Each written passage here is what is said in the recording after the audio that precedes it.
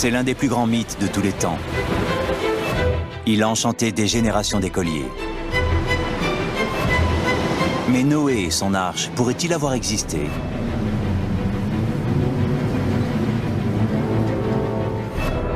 Trois chrétiens américains en ont été convaincus. Ils se sont préparés à affronter le danger et la mort. Son nom en turc est Agridag. C'est le monde de la souffrance. Des gens ont été tués. Un homme qui était avec nous a été tué. Il avait été littéralement écorché des pieds à la tête par les rochers. Mais cela en valait la peine. Ces hommes sont partis en quête de bien davantage que la gloire. Ils ont mis leur vie en péril parce qu'ils pensaient que tout ce qui avait eu lieu dans la Bible était réel. Trouver l'arche de Noé en serait la preuve ultime.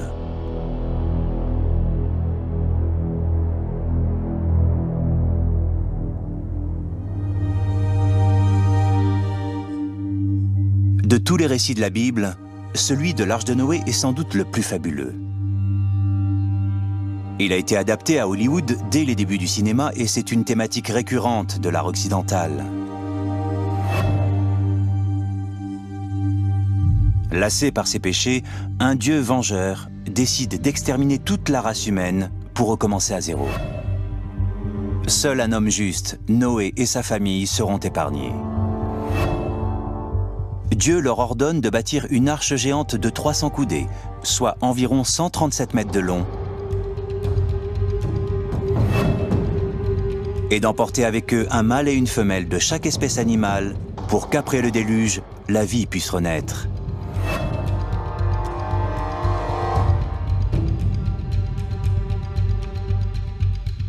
Mais n'est-ce qu'une invention?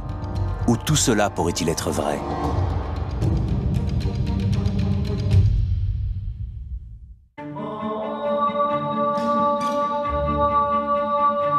Dans les années 80, un Américain a décidé de le découvrir, même si cela signifiait rechercher un ancien bateau en haut d'une montagne, dans un état en guerre, et où les habitants vénèrent un Dieu très différent. Mais cet explorateur a l'habitude des environnements hostiles.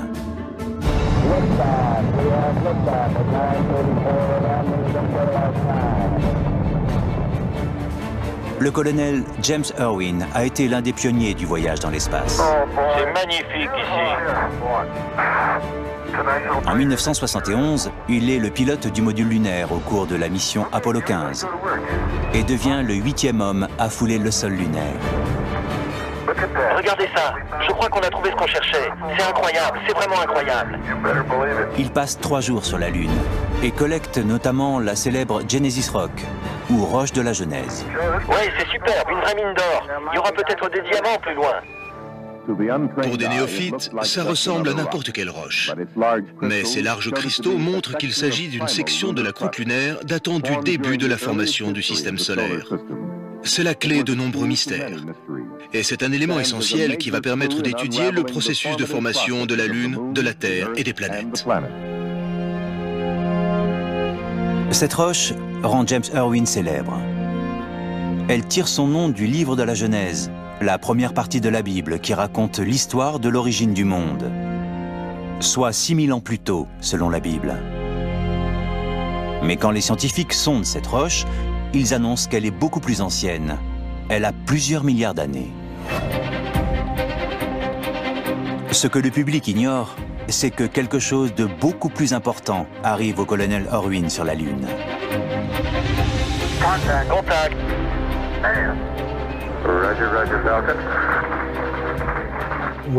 Ce qui l'a guidé pendant les 20 dernières années de sa vie, c'était cette expérience sur la Lune.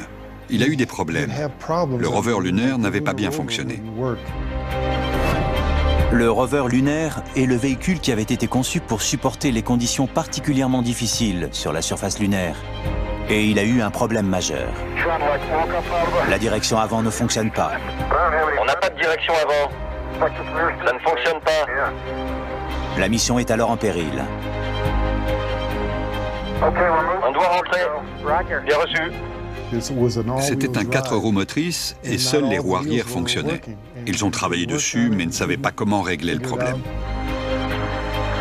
Et le centre de contrôle, à 400 000 km de distance à Houston, ne sait pas non plus quoi faire.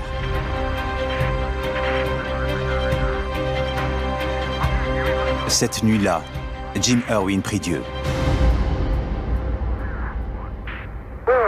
C'est bon de pouvoir être un peu dehors. Le matin suivant, ses prières ont été entendues. 1er août. David Scott et James Irwin se préparent pour leur 2e jour sur la Lune. Et lorsque Scott vérifie la direction avant du rover lunaire... Tu sais ce que je crois que t'as fait la nuit dernière, Joe? Vous nous avez fait venir un de ces types spécialistes des arts martiaux pour tout réparer, non? Ça fonctionne. C'est formidable. Ça a marché. Ils n'ont rien fait, ils ont juste démarré. Et il a dit qu'il a senti pendant le vol que c'était comme si la main de Dieu était présente. Regarde un peu ces montagnes, Jim. C'est vraiment magnifique quand le soleil se lève. Sérieusement, c'est tout simplement super. Ça me rappelle un de mes passages préférés dans la Bible, une chanson. Je lève les yeux vers la colline. D'où me viendra de l'aide? Il a regardé plusieurs fois par-dessus son épaule parce qu'il avait le sentiment que quelqu'un d'autre était là. Il a dit plus tard que ça devait être Dieu. Et ça a bouleversé sa vie et changé sa perception des choses. Quand il est revenu de la Lune, il a décidé de dédier le reste de sa vie à répandre la parole de Dieu.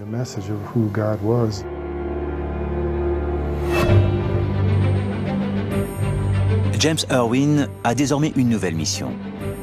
Il quitte le service spatial et fonde son ministère de haut vol. Il veut que les gens s'inspirent de la Bible, qu'il croit, tout comme lui, que chacun de ces versets a été directement inspiré par Dieu et chacun de ces mots est vrai. James Irwin devient créationniste. Merci à tous. Je vais pouvoir vanter notre Dieu, pas vrai? Il est plus grand que tous les autres. Alléluia. Alléluia. La Bible dit que lui et les saints entendent nos prières. Prions-le maintenant. Dites-lui où vous en êtes de votre vie. Les scientifiques critiquent les visées créationnistes depuis des décennies. Mais cela n'a pas empêché leur église d'être pleine le dimanche.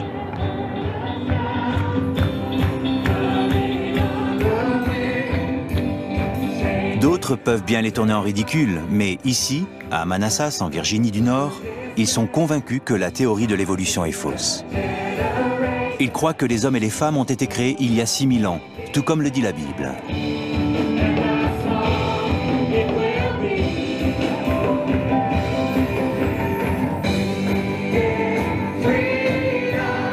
Et quel meilleur moyen de le prouver que de trouver l'arche de Noé.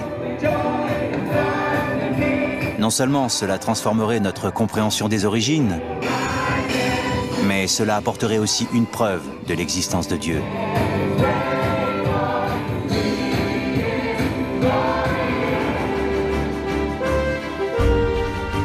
Voilà un défi digne de l'enthousiasme et de la foi en Dieu de James Irwin, combinant son amour de l'aventure avec sa nouvelle foi en Dieu. Il lit alors la Bible plus attentivement que jamais. Si c'était dit dans la Bible, c'était des faits pour Jim. Et donc, le fait qu'on parle de l'arche de Noé dans la Genèse, ça a réveillé tout au fond de lui son goût pour l'exploration.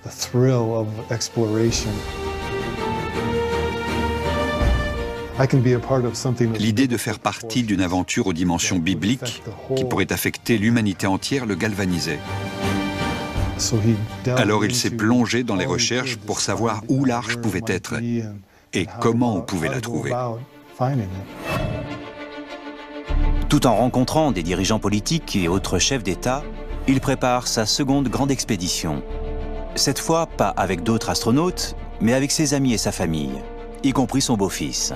On était en excursion à Boulder dans le Colorado et nous sommes arrivés à un endroit d'où on surplombait la ville. Et là, il m'a dit, « Tu sais, je pense à partir en Turquie à la recherche de l'arche de Noé. Ça t'intéresserait ?» Si ça l'intéresse, John peine à maîtriser son enthousiasme. Pour moi, c'était une aventure avec l'homme qui avait marché sur la Lune. Que dire d'autre que « On part quand? Très vite? Dès demain ?» Mais si les voyages dans l'espace ont appris quelque chose à James Irwin, c'est bien l'importance de la préparation. Ils commencent à s'entraîner à l'alpinisme dans les collines près de chez eux, à Colorado Springs. On a passé l'année suivante à nous préparer physiquement et à préparer l'expédition en achetant le matériel nécessaire. On a passé de bons moments. Mais pour le colonel Irwin, c'est bien plus que ça. La récompense suprême serait de trouver l'Arche de Noé. Ce serait aussi sans conteste un petit pas pour l'homme, un grand pas pour l'humanité. Le plus étonnant, c'est que la Bible lui a indiqué où chercher.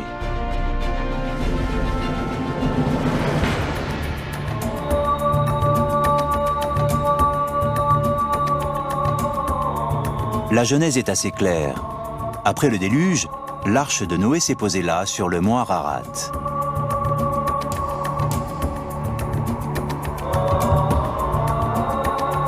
Sur ce rocher volcanique, la température peut monter jusqu'à 32 degrés en été et descendre à -20 en hiver. C'est une montagne difficile à escalader avec une inclinaison de 45 degrés. On doit avancer en zigzag comme une chèvre des montagnes et c'est très difficile pour l'endurance. Des alpinistes souffrent de gelures aux pieds et aux mains. 2 sont morts d'hypothermie en 2006. Cette montagne a des reliefs difficiles. Il y a des canyons, des crevasses, des gorges qui sont très dangereux. Mais dans les contreforts relativement accessibles, il y a des chiens-loups et des ours bruns. C'est un environnement plutôt hostile. On dit que c'est un bloc de roche. Son nom en turc est Agridag, le mont de la souffrance. Ces dangers ne découragent pourtant pas les explorateurs les plus téméraires. Au contraire, les difficultés les motivent. Les alpinistes viennent du monde entier et pour différentes raisons. Certains ne viennent que pour les montagnes et ils parcourent le monde pour escalader les plus hauts sommets. Le mont Ararat culmine à 5137 mètres d'altitude. C'est une montagne très imposante. D'autres viennent parce qu'ils cherchent l'Arche de Noé.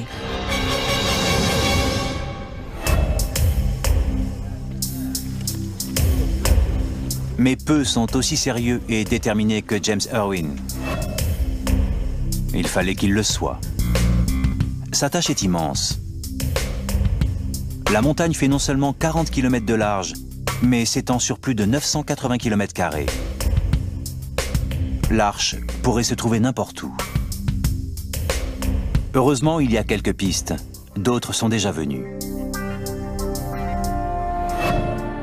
2000 ans plus tôt, l'historien juif Flavius Joseph indique que des fermiers montreraient des restes de l'arche à ceux qui sont curieux de les voir. Saint Isidore de Séville, au 7e siècle, prétend que sur le mont Ararat, des restes de bois peuvent être vus jusqu'à ce jour.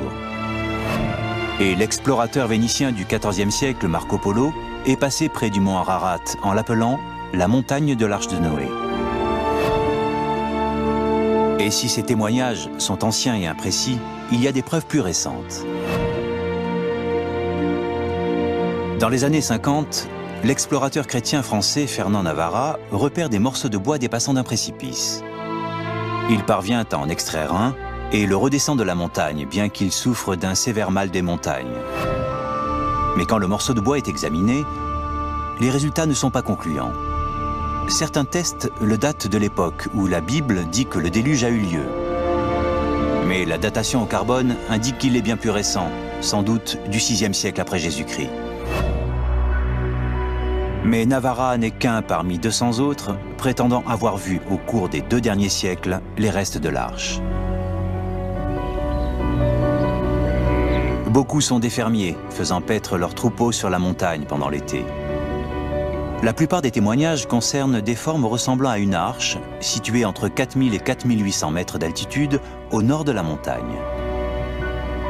C'est donc là que James Irwin a choisi d'aller. À l'été 1982, il prévoit l'ascension du mont Ararat avec une petite équipe dont fait partie son beau-fils, John Christensen. Le premier matin, on était tous au camp de base, et quand on s'est réveillé, il y avait un orage. Et il y avait un arc-en-ciel qui arrivait droit sur le campement. Et on s'est dit, ça va bien se passer. Parce que juste après le déluge, il y a eu le premier arc-en-ciel. Et on s'est dit que c'était un signe et que ça allait fonctionner. James Irwin est de retour dans son élément. Je le revois parler à un berger sur la montagne. Cet homme avait été berger toute sa vie. Et là, vieux, buriné, il rencontre Jim. Et Jim lui explique, par le truchement de l'interprète, qu'il a été sur la Lune. Et la façon dont il a traité cet homme, ce berger, était empreinte d'énormément de tendresse et de compassion.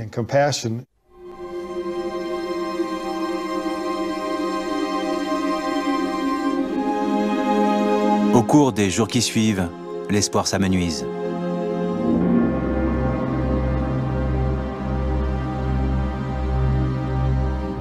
Chaque crevasse, chaque ravin, chaque glacier susceptible de cacher les restes d'un bateau antique est examiné. Mais l'arc-en-ciel ne réapparaît pas.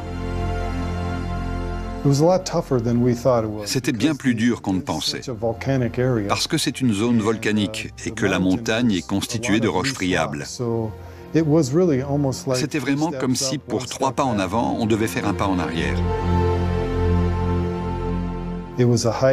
C'était vraiment long pour arriver au sommet et très difficile.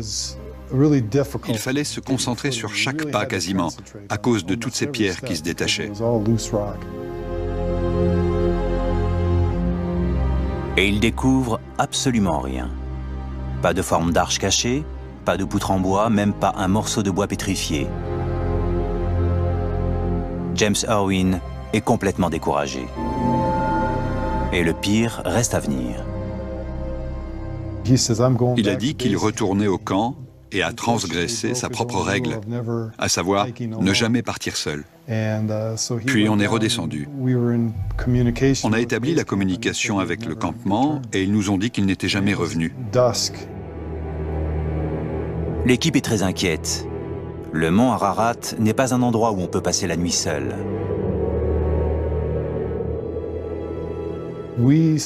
On a commencé les recherches par le haut et on est redescendu aussi loin qu'on le pouvait pour le chercher. Mais c'est devenu trop sombre et dangereux et on a dû renoncer et attendre jusqu'au matin suivant. Ils craignent le pire.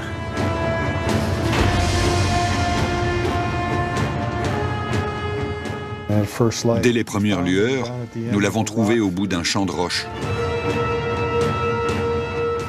Il était méconnaissable parce qu'il était couvert de sang et avait été heurté par un éboulement.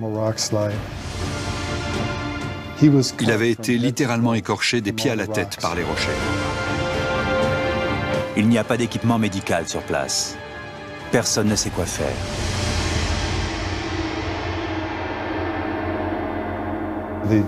Ils ont pris de l'alcool et en ont versé sur toutes les plaies ouvertes. Et quand ils ont fait ça, le seul son qu'il a fait a été... De là, ils l'ont transporté à l'hôpital d'Erzurum. La situation est critique. Il avait perdu beaucoup de sang, il a eu beaucoup de chances de survivre. C'est une expérience malheureuse pour un homme qui a su aller jusqu'à la Lune. Mais ça ne le dissuade pas d'y retourner encore plusieurs fois, mais à chaque fois sans résultat.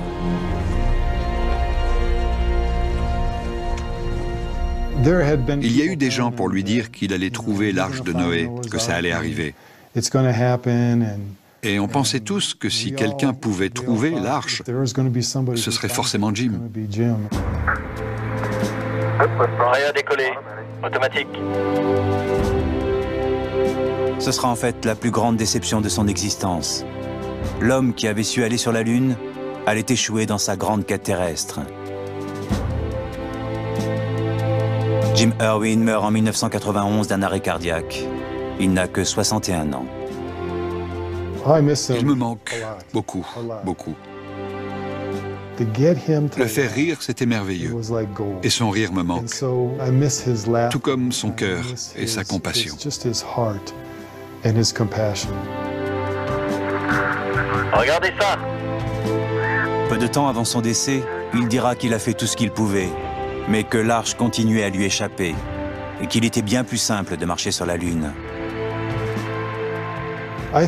Je pense que du fait de son expérience sur la Lune, il a eu le sentiment que le Seigneur lui avait donné mission de dire qui était Jésus. Alors je crois que participer à une découverte biblique aurait été son plus grand désir et que finalement, ça lui aurait donné une plus grande satisfaction. Je le pense vraiment. Mais l'échec de James Irwin dans la quête de l'arche ne suffit pas à décourager les spéculations. Au contraire, il encourage une nouvelle génération d'explorateurs chrétiens à réussir là où il n'a rien trouvé.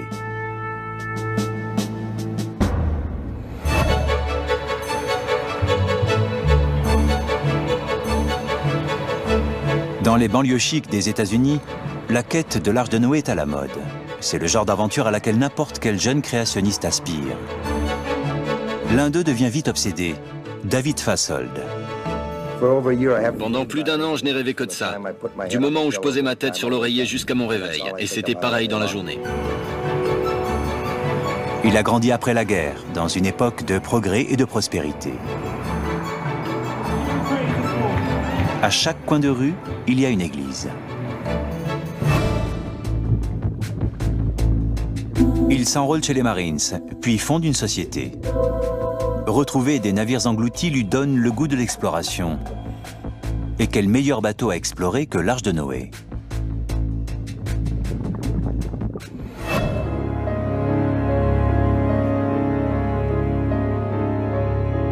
Fassold connaît le récit par cœur.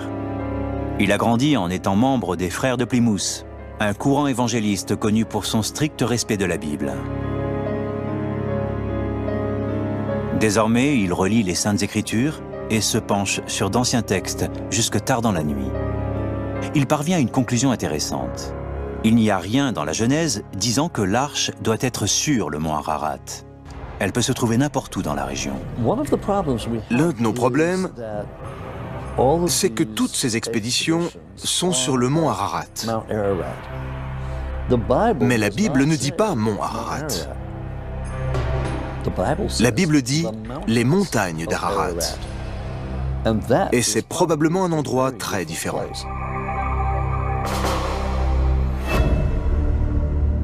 Avec sa connaissance des bateaux, Fassold pense que l'arche a atterri beaucoup plus bas. C'est là qu'il découvre du Rupinard. En 1959, un pilote turc survole le mont Ararat pour une mission de cartographie quand il remarque un monticule étrange à 27 km au sud.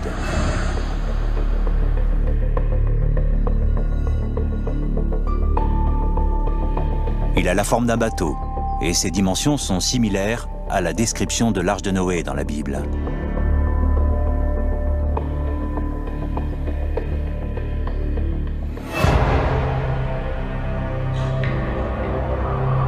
David Fassold est persuadé qu'il s'agit d'une épave échouée.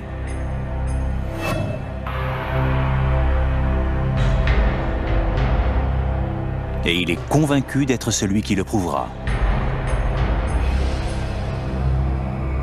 Mais il y a une chose qu'il n'a pas prise en compte. Le mont Ararat a toujours été une zone de non-droit. Une zone tampon entre la Turquie, l'Arménie et l'Iran. La plupart des habitants sont kurdes. Ils n'apprécient pas de faire partie de la Turquie. Officiellement, ils sont turcs. Et leurs cartes d'identité disent clairement qu'ils sont turcs. Mais ils sont kurdes par leur héritage et leur identité culturelle. Ici, ils parlent une autre langue d'ailleurs. Dogubeyazit, la ville la plus proche du mont Ararat, d'où vont partir toutes les expéditions pour trouver l'arche, est donc un lieu très peu hospitalier. Il est plein de contrebandiers iraniens, de policiers turcs et de rebelles kurdes, vus tantôt comme des terroristes et tantôt comme des combattants de la liberté. En 1984, le Parti des travailleurs du Kurdistan, ou PKK, commence une campagne militaire qui va provoquer plus de 40 000 morts. Le pays n'a peut-être pas changé depuis les temps bibliques, mais il est gangréné par les problèmes actuels. Le gouvernement turc a fait de toute la province orientale, qui est la première ligne de défense de l'OTAN, un campement armé, soumis à la loi martiale. C'est exotique, mais aussi très tendu.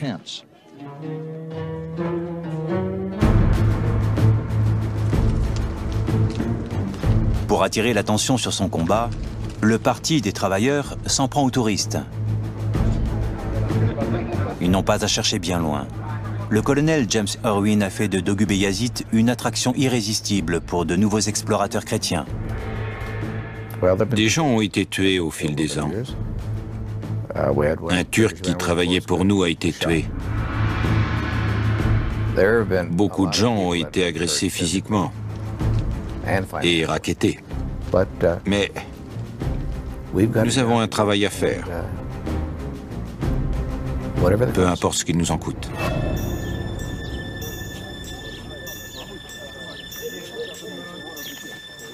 C'est au milieu de cette situation tendue que David Fassold arrive. Il sait peu de choses sur le Kurdistan, comme beaucoup d'Américains. À l'exception d'un homme qui s'est déjà fait un nom, Ron Wyatt, un ancien infirmier de Kalamazoo dans le Michigan, qui s'est reconverti en explorateur chrétien. Il semble connaître tout le monde en ville. Ron a parlé du jardin de Dieu et de ce qu'il cherchait. Il voulait découvrir tout ce qu'il y avait là-bas. Wyatt est convaincu depuis longtemps que l'endroit où il faut chercher l'arche n'est pas le mont Ararat, mais le site de Durupinar. Ça montre que le navire est venu droit jusqu'ici. David Fassold a trouvé une âme sœur. Et il a quelque chose que Ron Wyatt n'a pas, un esprit d'ingénieur.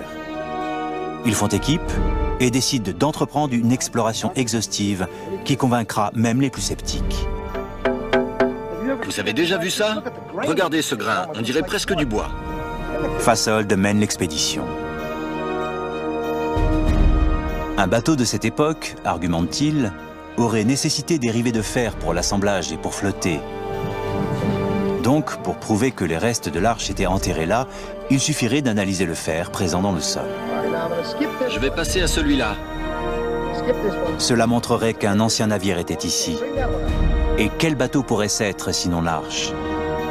Devant les caméras et avec une machine impressionnante censée être un générateur de fréquences moléculaires, mais que d'aucuns prétendent être tout simplement un détecteur de métal, Fassold commence les recherches. Très vite, il a un résultat. Sa machine détecte une structure en fer de 137 mètres de long, soit exactement les 300 coudées égyptiennes mentionnées dans la Bible. Cela pourrait-il vraiment être l'arche? David Fassold et Ron Wyatt en sont alors convaincus, comme leur guide local s'en souvient.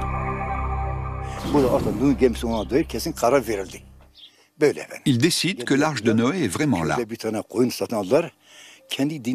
Ils ont acheté un mouton au village et fait une offrande en accord avec leur propre religion.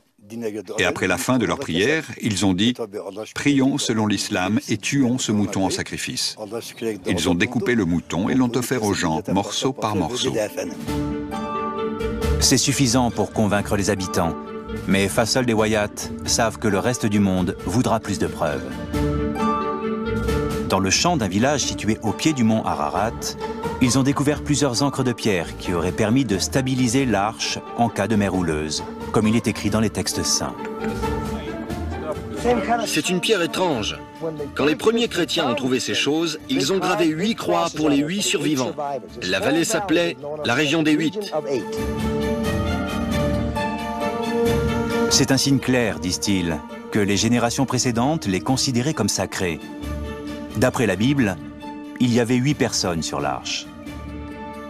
Une simple coïncidence? C'est en tout cas suffisant pour les Turcs qui y voient une opportunité commerciale. Ils font de Durupinar un parc commercial et l'ouvrent aux visiteurs.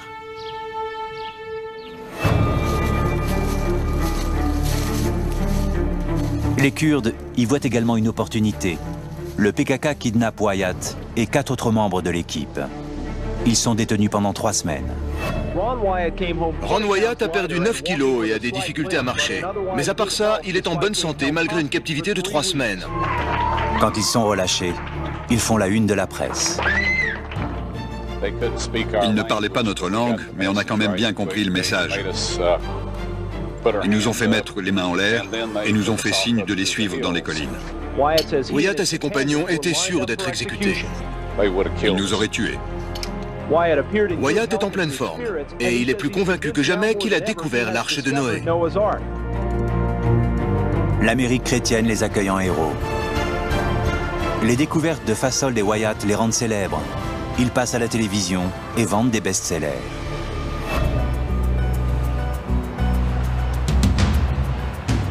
Mais pendant que Wyatt profite de sa célébrité, Fasold reste pour sa part déterminé à faire une exploration complète du site.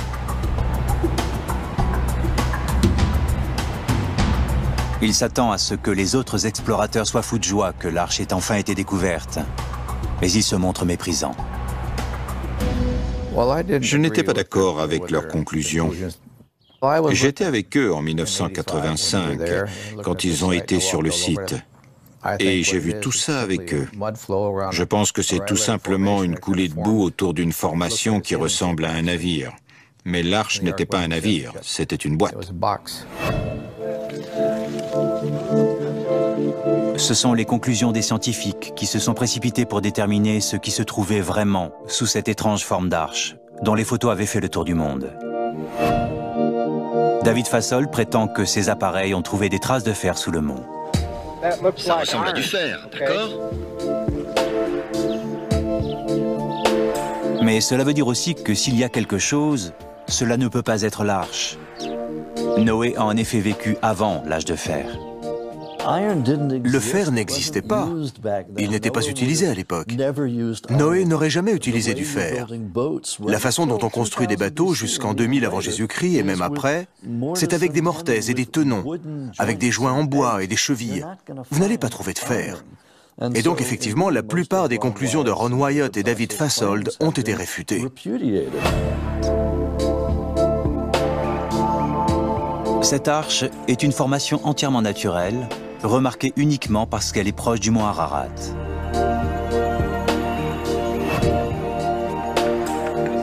Même les encres de pierre ne sont pas inhabituelles. On en trouve un peu partout sur cette terre ancienne. Quant aux 8 croix, elles ne sont pas chrétiennes, mais païennes.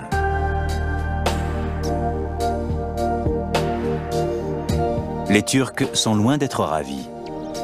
Ils ont beaucoup investi dans ce parc national. Les panneaux disent que c'est le site de l'Arche de Noé, et l'inscription demeure encore aujourd'hui. Le parc national de l'Arche de Noé est une très belle promenade d'environ 1h30. On peut y pique-niquer. Les roches forment comme un bateau. C'est une formation rocheuse très intéressante. J'ai demandé à tout le monde, « Alors, c'est l'Arche de Noé ?» On m'a répondu non, juste une formation rocheuse intéressante. Avec une tristesse évidente, David Fasold doit faire marche arrière. Durupinar n'est pas le site de l'Arche de Noé et ne l'a jamais été.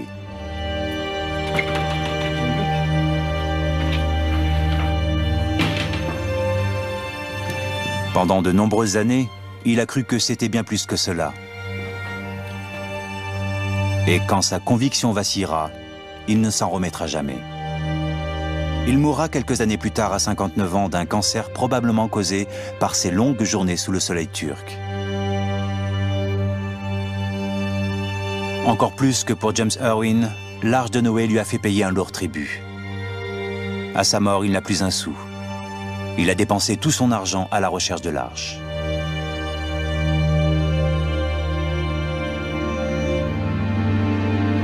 Peu de temps avant sa mort, il dira que le brio intellectuel n'est d'aucune aide face à l'erreur.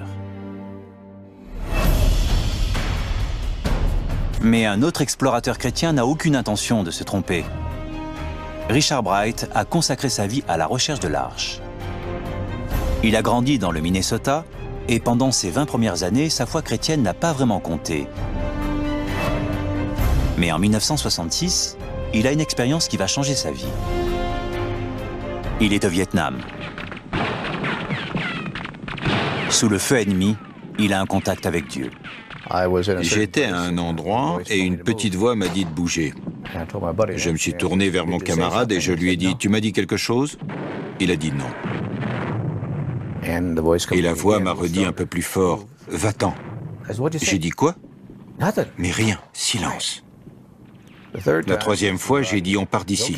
Il a dit « D'accord ». On a sauté dans le véhicule et je n'avais pas fait 30 mètres quand un premier tir a touché l'endroit où on se trouvait. Bright est convaincu que cette voix est venue de Dieu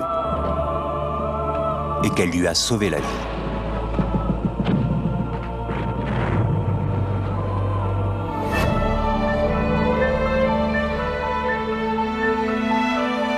Dans les années 80, il rencontre quelqu'un d'autre dont la vie a été changée par Dieu, James Irwin. Jim m'a emmené 2 fois et je l'ai retrouvé ici en 1986 pour une 3e expédition. On n'a qu'1 jour de retard. Il a planté une graine et la graine a germé. Cette graine n'a cessé de grandir. Comme Irwin, il était et est toujours convaincu que l'arche est quelque part sur le mont Ararat lui-même et que Durupinard n'est qu'une diversion. Quand Irwin meurt, Richard Bright va continuer à chercher l'arche sur la montagne, tout en conservant son métier de pilote de ligne. Je pense que cette structure existe. Je suis certain de ça. J'ai consacré ma vie à cette certitude, comme beaucoup d'autres personnes qui sont des chercheurs reconnus dans ce domaine. Pas seulement parce que nous sommes chrétiens et croyons en la Bible, mais parce que les recherches nous indiquent qu'il y a quelque chose là-bas à quoi nous devrions être attentifs. Il sait même à quoi cela devrait ressembler. Je ne sais pas si le nom de Noé est écrit sur les flancs, mais c'est une structure carrée qui a été capable de flotter. Il doit y avoir plusieurs petites pièces et c'est très ancien. Bright a escaladé la montagne plus de 20 fois au cours des 30 dernières années et affronté de nombreux dangers. Il est sûr que c'est la volonté de Dieu qui l'a gardé vivant. À un moment, je revois des rochers, de gros rochers qui me tombaient dessus. Je ne pouvais aller nulle part. Alors je me suis aplati derrière un petit rocher qui m'arrivait à hauteur d'épaule et les pierres ont continué à tomber de toutes parts autour de moi. Et là, je lève la tête et je vois le plus gros bloc de roche que j'ai jamais vu foncer droit sur moi. Alors je dis, Jésus, Jésus, j'ai besoin de toi tout de suite, j'ai besoin d'aide tout de suite. Et je vois cette roche qui était vraiment juste au-dessus de moi, ce monstre me frôler et s'écraser sur le rocher contre lequel j'étais.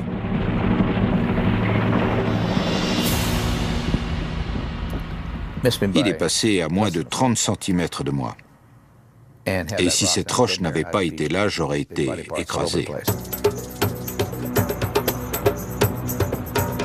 Pour d'autres explorateurs, cela aurait signé la fin.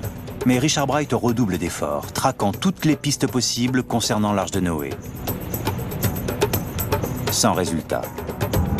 À chaque fois, il repart bredouille. Il commence alors à penser que sa quête, comme celle de James Irwin, est vouée à l'échec. Puis vient l'espoir. Le gouvernement américain laisse filtrer une photo prise par un avion espion et gardée secrète pendant des décennies.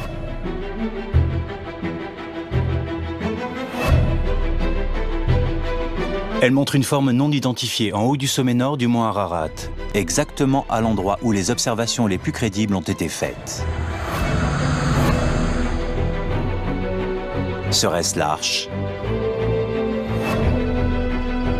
Puis en 2003, un élément nouveau apparaît.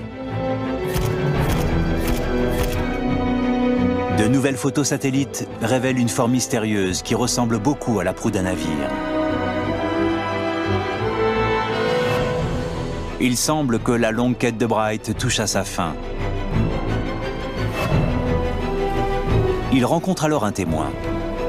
Un berger kurde donne à Richard Bright des détails convaincants sur le moment où il a vu l'arche, quand il était enfant. Un berger m'a emmené à cet endroit et a prétendu que 40 ans plus tôt, il avait vu quelque chose sortir de la glace. L'escalade est longue et éprouvante. Enfin, ils atteignent le plateau glaciaire, où le berger prétend avoir vu le navire ancien. Il s'y aventure fébrilement. Serait-ce l'Arche?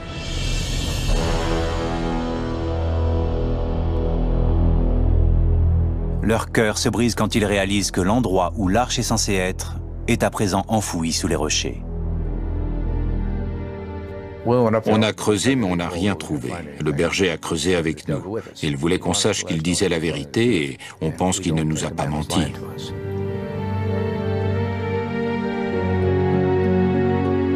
Bright le croit et commence à réunir une équipe qui pourra dégager l'Arche une fois pour toutes. Mais il réalise alors qu'il a un rival. L'autre équipe est aussi créationniste, mais elle ne vient pas de la banlieue américaine, mais de Hong Kong. Une ville plus connue pour son pragmatisme mercantile que pour ses croyances bibliques. Ils se surnomment les ministres internationaux de l'Arche de Noé et en 2007, ils annoncent un grand succès. Ils ont trouvé un morceau de bois pétrifié qui aurait 4800 ans. Mais les autres en doutent. Certaines expéditions qui sont allées sur place, que ce soit les Chinois récemment ou d'autres expéditions ces 5 dernières années, ont prétendu avoir découvert du bois pétrifié et d'autres choses, alors que ce n'est pas du bois, c'est de la pierre. Et s'ils avaient eu un géologue avec eux, il aurait pu leur dire tout de suite de ne pas perdre leur temps, que ce n'était qu'un affleurement rocheux. Les Chinois maintiennent catégoriquement que leur spécimen est en bois et sortent des analyses scientifiques pour l'étayer. Certains des collègues de Richard Bright font cause commune avec eux un certain temps, mais la collaboration ne dure pas. Comme souvent, ce qui semble être cohérent autour d'une tasse de thé a tendance à s'évaporer à 4000 mètres d'altitude dans le froid mordant. L'équipe chinoise repart travailler de son côté avec l'aide de certains Turcs compatissants. Très vite, ils annoncent une découverte incroyable. En bas d'une rigole, sous un glacier, ils ont découvert l'Arche. Ils l'ont même filmée. Ma première réaction quand j'ai entendu parler de l'expédition chinoise qui avait trouvé l'Arche de Noé a été « Allez, c'est reparti ». La vidéo chinoise montre l'équipe dans une crevasse de la montagne.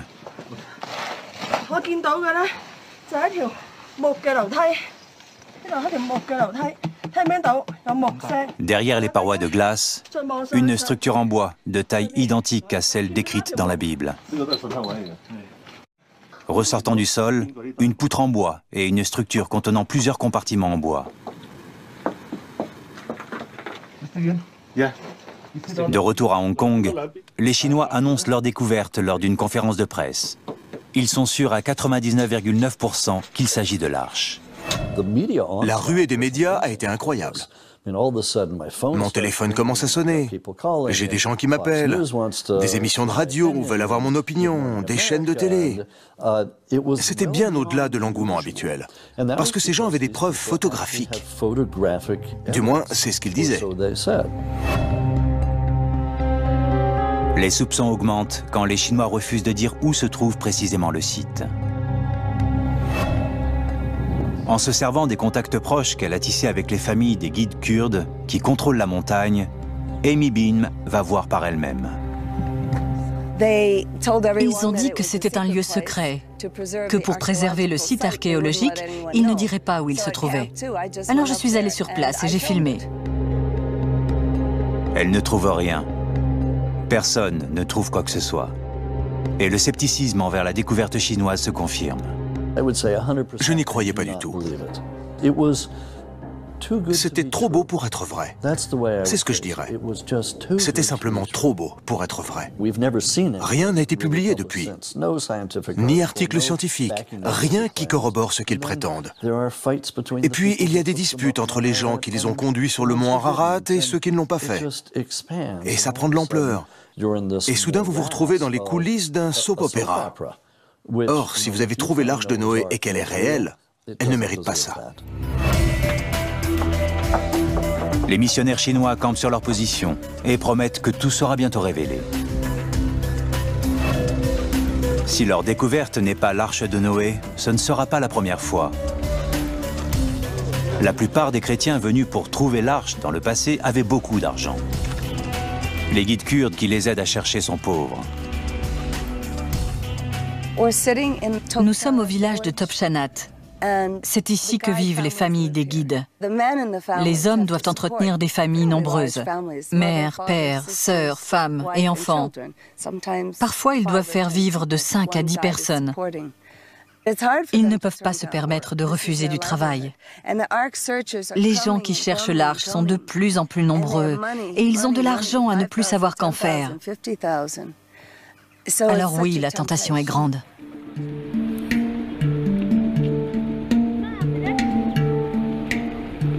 C'est l'été dans la vallée. La limite des neiges s'est estompée sur le sommet du mont Ararat. Tout le monde attend impatiemment la courte saison touristique. Bientôt, les alpinistes arriveront.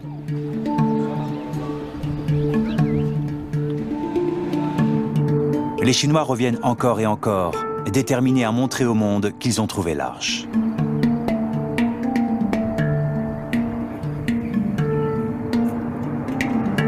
D'autres équipes créationnistes sont là aussi, y compris le vétéran Richard Bright, cette fois revenu avec sa Dream Team. En ce qui me concerne, ce qu'il y a de mieux, c'est qu'on a des gens merveilleux qui savent escalader, qui savent comment se comporter. On a de grands scientifiques dans cette équipe. Et l'un de ces experts était attendu depuis longtemps. Après de nombreuses années à chercher l'arche tout seul, il a à présent l'aide d'une sommité américaine.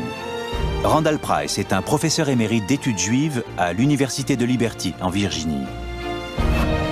Il a déjà entrepris des fouilles sur plusieurs sites bibliques et exhumé, entre autres, les manuscrits de la mer Morte, à Qumran, en Israël.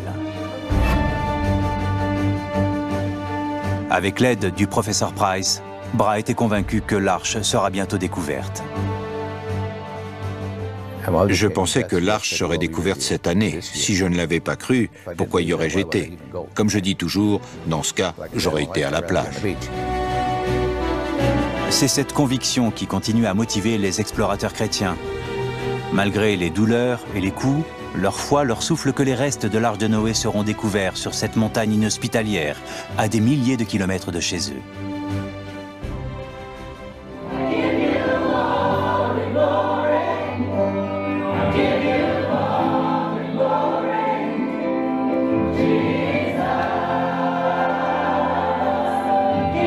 La sincérité religieuse d'explorateurs comme James Irwin, David Fassol et Richard Bright ne fait aucun doute, même pour ceux qui ne partagent pas leurs convictions. Richard Bright cherche quelque chose en quoi il croit profondément.